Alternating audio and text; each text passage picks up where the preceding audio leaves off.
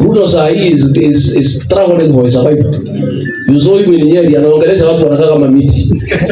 Yuzo pale watu ya hii na vile wanapenda pesa. Lakini imefika bahali hata wakipenda pesa roho imekataa. Ati yako Nyeri anasema ati anajua Nyeri kuliko Rigiji. Wewe William Ruto.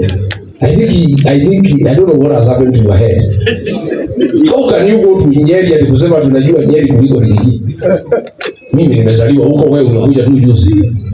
Na wewe kazi yako ukija Nyeri ni uongo. Lakini kuna kitu moja alisema which is true. Alisema hakuna kanisa hajui. And it is true because hata anajua kanisa inaitwa ACK Redeemer Church. Baada alituma wakora kuja kupiga sisi. Sasa wewe umejua kila kanisa unatuma wahuni makanisani wapiga watu. Na amesema vizuri kila mtu aweko kwa latiri apimiwe kazi yake. Me, I don't agree with William Ruto on many issues, but in this one he is spot on. I agree with you William Ruto 100%. Kila mtu aweko kwa latiri. Wale wazazi uliua watoto wao ya Gen Z wanangojea latiri wakuweke. They will judge you for killing their children. Sindio?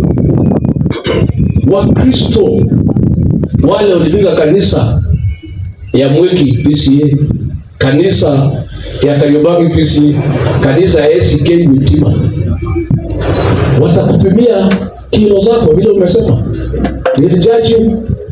Hao mama mboga na bodaboda uliwadanganya utawainua, atutaweka pesa kwa mfuko kuliko waweke ukawatoa. Wanangoja wakupima na latiri.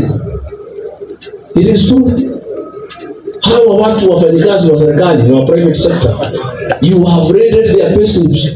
They are waiting to put you on the weighing scale and they'll judge you according to your work.